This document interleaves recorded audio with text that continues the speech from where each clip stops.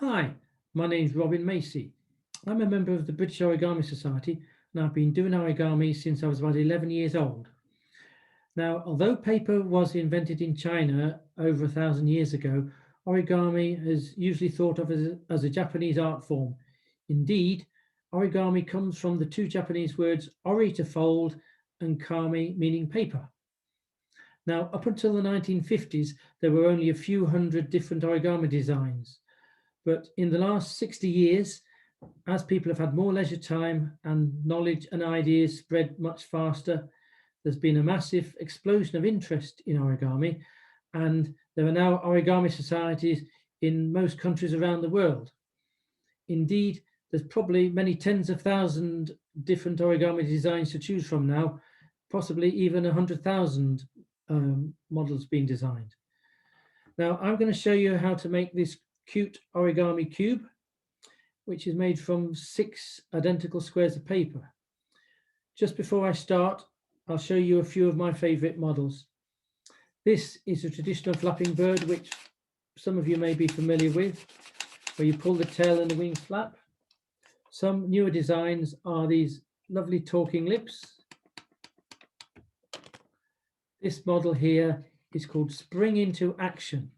It's made from a single A4 sheet of paper and represents DNA molecule, which is quite fun. This model is a daffodil. It's made from 2 pieces of paper. Here's an owl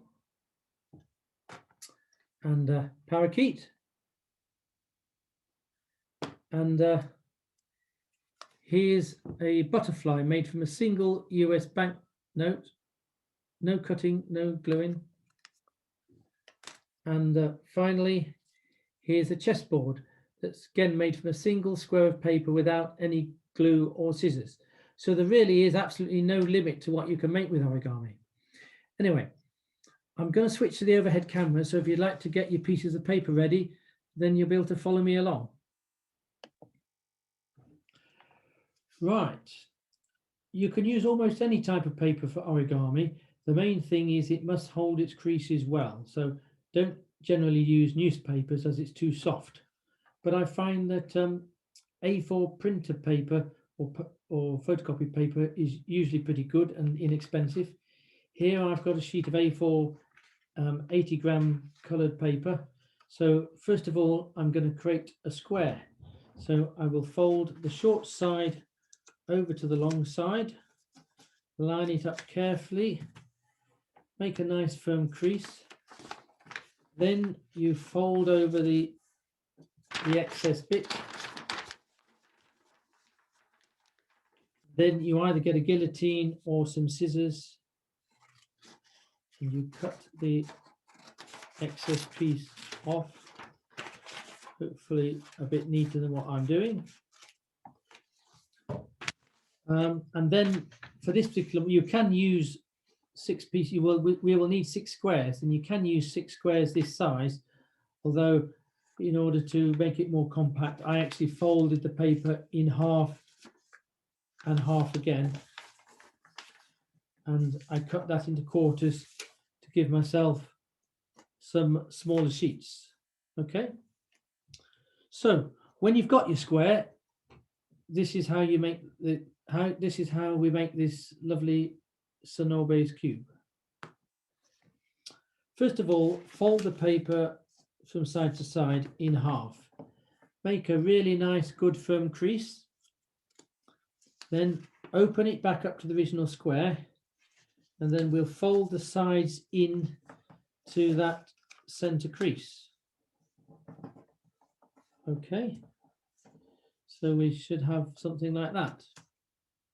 Next, we're going to take the left-hand edge and fold it up.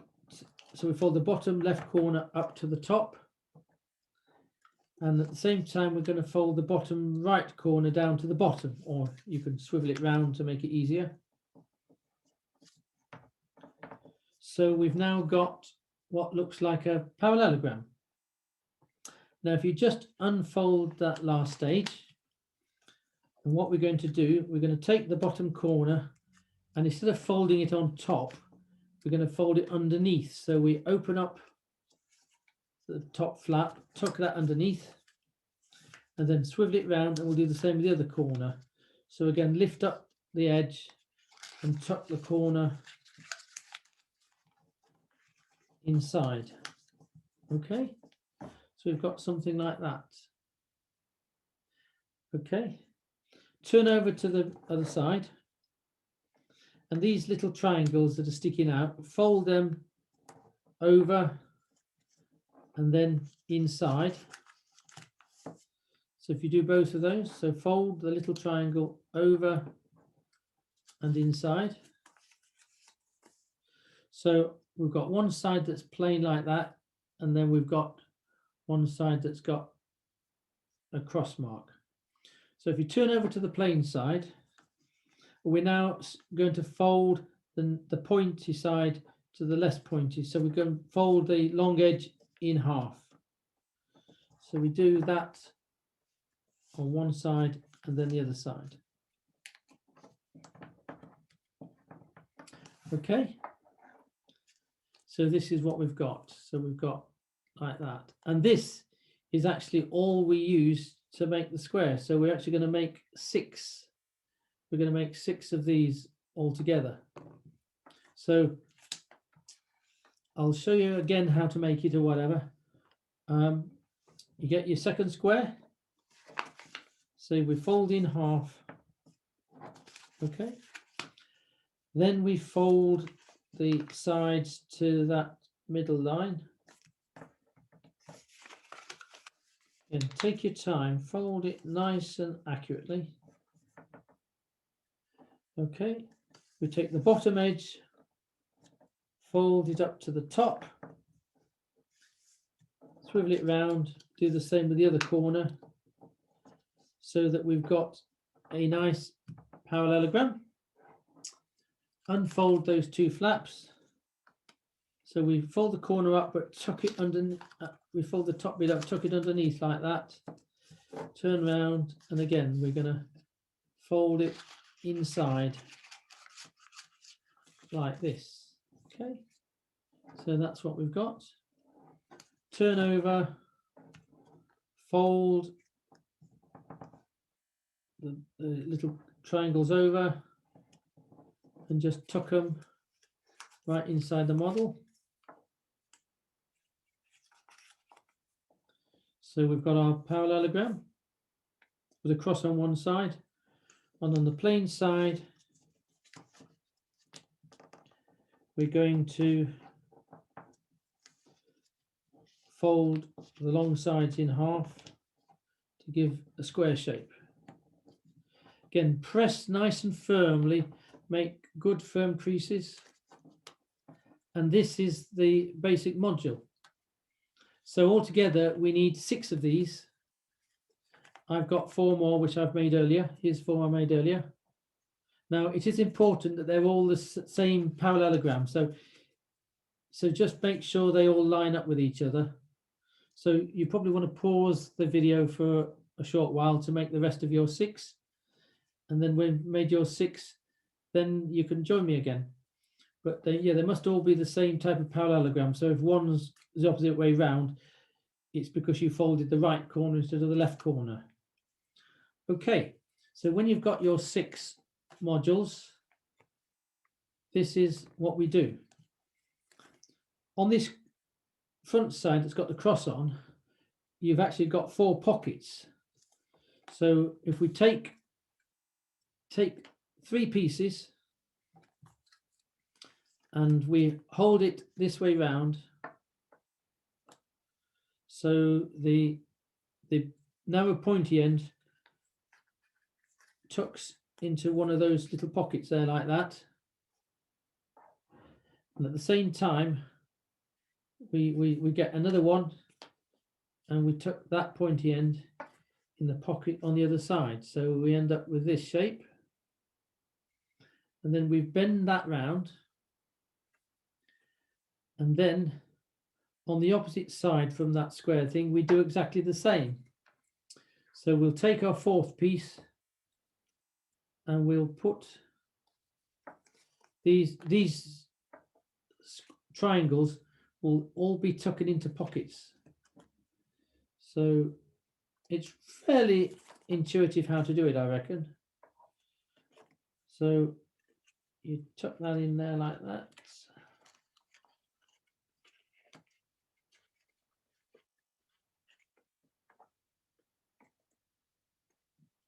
And then, so this is only got 4 in, so we get something that looks a little bit like a tube with 2 triangles sticking on at either end. So we've got 4 of the faces of our cube done. And then we take the final 2 pieces. So again, you lift the triangle flaps up and place your module at right angles. And it gets a bit more fiddly. The 5th and 6th ones are a little bit more fiddly to do. You just have to sort of gently roll the tip in.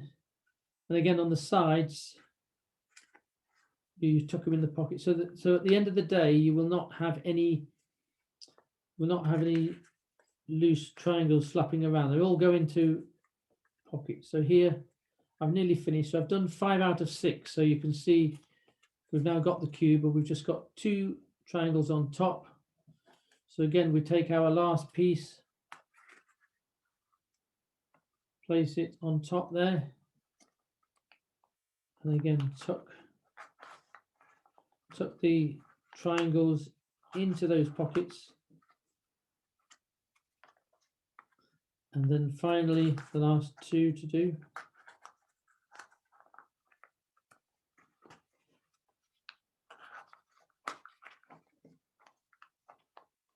And here we have our completed cube. As I say, if you use different colored papers, you can obviously get you can get some patterns on the cube. But it is an absolutely delightful model, nice and solid. It's called the Sonobe cube. Now, just to show you what you can do, this is a Japanese book that I've got, and in here you can not just make a cube, but by using more than 6 pieces, you can actually make some puzzle pieces like that. And indeed, in the book here, it shows you can make like a 3-dimensional puzzle like that, and you can even make a model of a bird or something. And if you're feeling really keen and adventurous, then you can actually make, using about 200 pieces, you can make some 3-dimensional balls. So the square labeled A, that's the one using 6 pieces that we've just made. And then you can make, all using exactly the same module, you can make more advanced, complicated pieces. So if you've got plenty of time during lockdown, have a go. I hope you've enjoyed making this model, and thank you very much for watching. Okay, bye.